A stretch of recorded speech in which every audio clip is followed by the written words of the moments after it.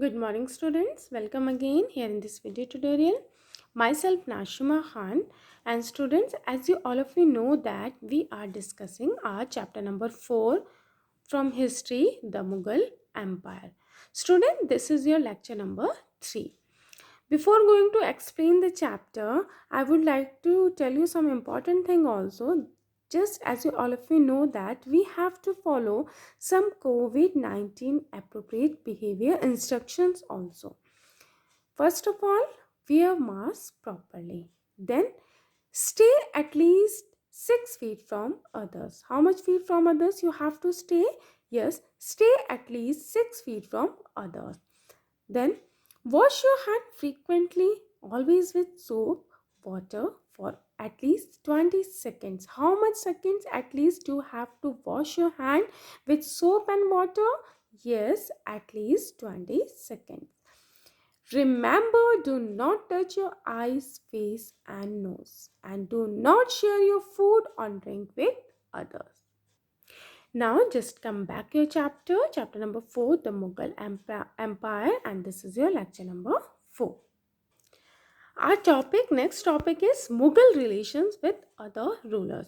The Mughal rulers campaigned constantly against rulers who refused to accept their authority. Mughal ने काफ़ी campaign करे against उन rulers के जो उनकी अथॉरिटी को एक्सेप्ट नहीं कर रहे थे, मना कर रहे थे. But as the Mughal became powerful, many rulers also join them voluntarily. काफ़ी मुगल्स ने इतने कैंपेन्स उन्होंने जब किए अगेंस्ट उन रूलर्स के खिलाफ, बट कुछ रूलर्स ऐसे भी थे जिन्होंने मुगल्स की जो पावरफुल थे उनको अपने आप ही वॉलंटरली ज्वाइन कर लिया. The Rajputs are a good examples of this. Who? Yes, the Rajput are a good examples for this. And many of them married their daughter into Mughal families and received high positions, but many resisted as well. Rajput तो बहुत अच्छा example है for this. Rajput ने क्या करा, अपनी ही daughter की जो थी मुगल फैमिली में मैरिज करी. So one of example, the mother of Jahangir. Who? The mother of Jahangir was a Kachwa princess. Whose princess mother of Jahangir? Yes, she was a Kachwa princess, daughter of the Rajput ruler of Amber, modern day now at Jaipur. The mother of Shah Jahan was a Rathore princess. Okay, whose mother? The mother of Shah Jahan was a Rathore princess, daughter of the Rajput ruler of Marwar, Jodhpur. Then after it, Rajputs received high position in Mughal court. Rajput थे, उन्होंने काफ़ी high position कहाँ वो करी उन्होंने? Yes, they received high position in Mughal court. The Sisodia Rajput of Mewar received to accept Mughal authority for a long time. Once defeated, however, they were honorably treated by Mughals. Even अगर जो rulers थे वो defeat भी हो जाते थे मुगल से, but after this yes they were honourably treated by Mughals. उसके बाद भी मुगल्स उनके साथ काफ़ी अच्छा बिहेवियर करते थे. And then they given their land Watan back as assessment Watan Jagir. The careful balance between defeating but not humiliating their opponents enabled the Mughal to extend their influence over many kings and chieftains. Many defeated rulers were given their land वतन back as assessment वतन जागीर. काफ़ी जो rulers defeat हुए मुगल से उनको तब भी उनका जो वतन था, उनको उनका जो लैंड था वो वापस दिया मुगल ने. उन्होंने कहा ये नाउ ये आपका ही है, आप हमारे अकॉर्डिंग ही इस पर वर्क करोगे और हमें रेवेन्यू एंड ऑल देते रहोगे. But whose Aurangzeb insulted Shivaji when he came to accept Mughal authority. But Aurangzeb ने क्या करा, किसकी इंसल्ट करी? शिवाजी की, when he came to accept Mughal authority. Our next topic is Mansabdars. Who were Mansabdars? कौन थे Mansabdar? As the empire expanded to encompass different regions, the Mughals recruited diverse bodies of the people. Who recruited? Yes, the Mughal recruited diverse bodies of the people. From a small nucleus of Turkish nobles or Turnish, they included Iranis, Indian Muslim, Afghans, Rajput, Marathas, and other groups. Those who joined Mughal service were enrolled as Mansabdar. So, जो किसकी service join करते थे? मुगल की service. Yes, those who joined Mughal service were enrolled as Mansabdar. So, who were Mansabdar? Those who joined Mughal service were enrolled as Mansabdar. The term Mansabdar refers to an individual who holds a mansab. Mansabdar क्या था? एक term था जो क्या refer करता है? Who holds a mansab, meaning a position or rank. What's the meaning of mansab? Mansab meaning a position or rank. And mansabs were appointed from diverse background. From which background? Yes, from diverse background. Example, some of example: Turkish, Irani, Afghans, Rajputs, and Marathas, etc. अब आपका मनसबदार क्या होता था? मनसबदारी system क्या होता था? What was the मनसबदारी system? So it was a grading system. कौन सा सिस्टम था? Just like in your class. आपने क्लास में देखा है एज अ मॉनिटर होते हैं पॉइंट. सो सेम एज जो उनको रैंक ज़्यादा मिलता है. So it was a grading system used by the Mughals to fix rank, salary and military responsibility. So first rank, then Mughals to fix. क्या करते थे ये मुगल्स? बिल्कुल फिक्स करके रखते थे. First rank, then second salary, then third military responsibility. First number rank पे क्या होता था? Then after second number rank पे क्या होता था? Salary. And third number rank पे military responsibility. Rank and salary were determined by a numerical value called zat. What it called?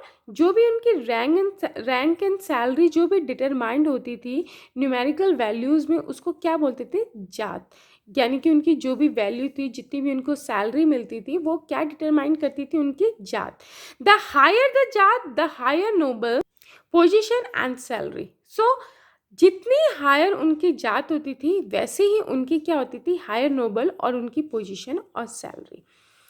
Nobles with a jat of 5,000 were ranked higher than those of 1,000. अब जिसकी higher rank है तो उसकी जात कितनी count होती थी? उनकी जो सैलरी न्यूमेरिकल वैल्यू में थी वो 5,000. देन अब जिसकी लो है देन उसकी 1,000. In Akbar's reign, whose reign? In Akbar's reign, there were 29 mansabdars. How many mansabdars in Akbar's reign? Yes, there were 29 mansabdar with a rank of 5,000 जात. How much? कितना था उनके उस टाइम पे? 29 mansabdar थे और जिनकी रैंक कितनी थी? 5,000 जात. By Aurangzeb's reign, the number of mansabdar had increased. Akbar के टाइम पे 29 and then after it Aurangzeb के टाइम पे कितना? How much? 79.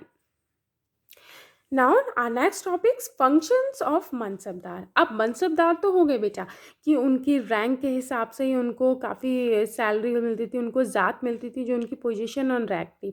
बट ये मनसबदार जो थे रूलर्स ने, मुगल रूलर्स ने क्यों अपॉइंट किए हुए थे? सो उनके क्या फंक्शंस थे? The mansabdar were required to maintain a specific number of सवार और cavalry man to increase the military strength of the ruler.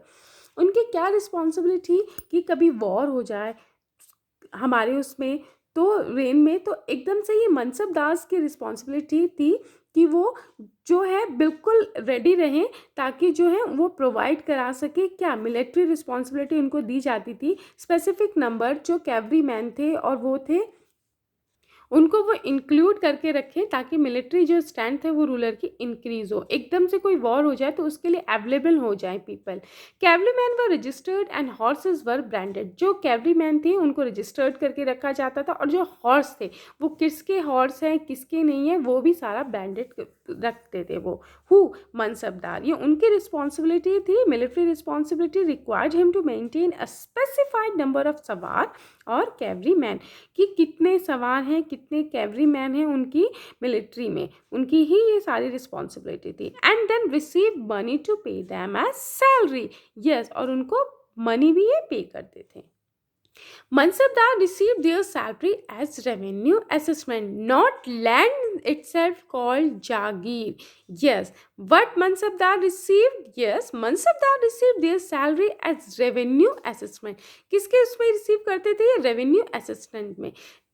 Then they were not the owners of Jagir.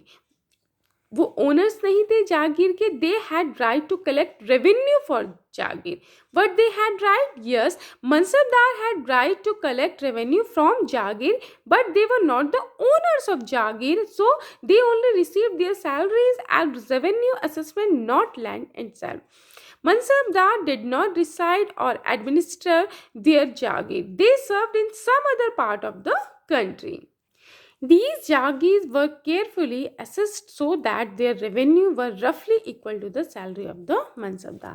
And even Mansabdar, they only had right to the revenue of their assessment, which was collected for them by their servant, who collected from them by their servant, while the Mansabdars themselves served in some other part of the country. The main source of income available to Mughal rulers was tax on the produce of the peasantry. Which was the main source of income available to Mughal rulers? Yes, it was tax and on the produce of peasantry. In most places, peasants paid taxes through the rural elites, that is the headman of the local chieftain. Rulers को कौन पे करता था tax? जो वहाँ के peasantry थे, वहाँ के जो किसान थे. आफ्टर दिस वो ऐसा तो नहीं था कि डायरेक्ट जाके जो है वो मुगल एम्पायर को दे देते थे या मुगल रूलर को अपना tax. So the Mughal use one term. तो मुगल ने क्या एक टर्म यूज करी बेटा? Zamindar, to describe all intermediaries, whether they were local headmen of village or powerful chieftain. अब जो peasant थे वहाँ के किसान थे, वो अपना टैक्स पे करते थे. वहाँ से उनके जो अबव हेडमैन थे या पावरफुल chieftains थे उस विलेज के. सो जो वो पावरफुल और लोकल हेडमैन थे और पावरफुल chieftains थे, उनको मुगल ने क्या कहा? जमींदार. Which term the Mughals used? Yes, the Mughals used one term, zamindar. Akbar's revenue minister. Whose revenue minister? Akbar's revenue minister named Todermal. What? Todermal carried out a careful survey of crop reals. उन्होंने क्या करा? टोडरमल जो थे अकबर के revenue minister थे, उन्होंने एक अच्छा पूरा सर्वे किया जो क्रॉप से रिलेटेड था. क्रॉप की कौन सी क्वालिटी है, prices and areas cultivated for a 10 year period. How much time? Yes, उन्होंने पूरा एक सर्वे रखा 10 ईयर्स तक कि क्रॉप की कौन सी क्वालिटी है, यील्ड्स कौन सी है, प्राइसेस कौन सी है, कैसी प्राइसेस रखनी चाहिए, और cultivation area. How much time? For a 10 years period from 1570 to 1580. This is good beta, this is important, from 1570 to 1580. On the basis of this data, tax was fixed on each crop in cash. अभी सर्वे हुआ 10 years तक. After this is जब ये data collect हुआ, कितनी crops हो रही है, कितना कल्टीवेशन हो रहा है, इसी के बाद tax was fixed on each crop in cash. Crop को जो है जो टैक्स में फिक्स किया गया, जो क्रॉप का जो टैक्स था, and where on in cash. So now word come here, one new word come here, zabt. Zabt was a revenue system. जब्त क्या था? पूरा एक रेवेन्यू सिस्टम था टैक्स पे करने का, under which each province was divided into revenue circles with its own schedule of revenue rates for the individual crops. अब ऐसा नहीं है कि यहाँ इस क्रॉप्स पर इतना ही पे किया जाएगा.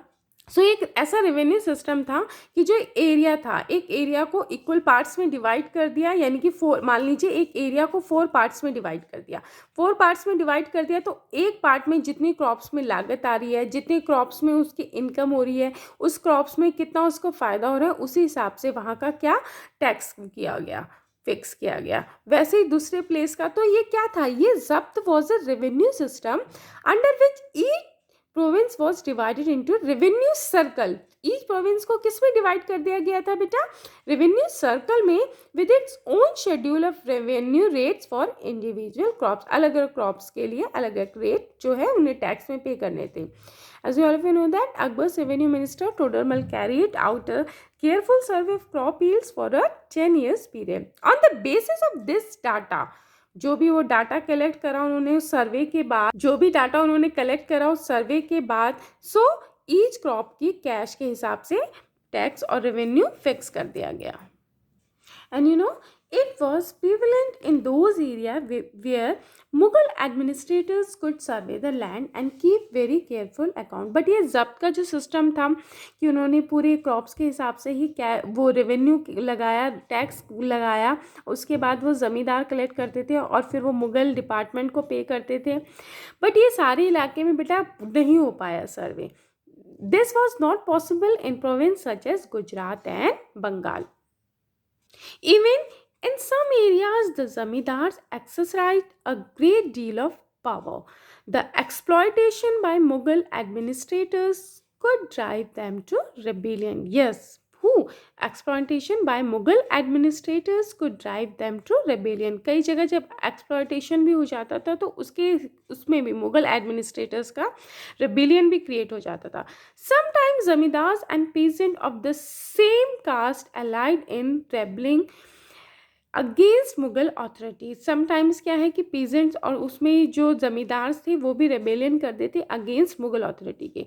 These peasants revolt challenge the stability of the Mughal empire from the end of the 17th century. ये जो एक पूरा सिस्टम चल रहा था बेटा अकबर के टाइम पे बिल्कुल फिक्स था. But some interesting fact also है during Aurangzeb reign. But Aurangzeb का जो पीरियड था जो उन्होंने रूल करा, reign means period of the rulers. So number of mansabdar increase to 79. कितने नंबर ऑफ मनसबदार इंक्रीज हुए औरंगजेब के टाइम पे? 79. As a result they had to wait for a long time before they received a jagir. Actual revenue collected from Jagir was often less than the granted sum. As a result, Jagirdars or Mansabdars started collected as much revenue as possible. Then Aurangzeb was unable to control this. Yes, Aurangzeb बिल्कुल control नहीं कर पाया to control this and thus peasantry suffered. किसानों को suffer करना पड़ा था.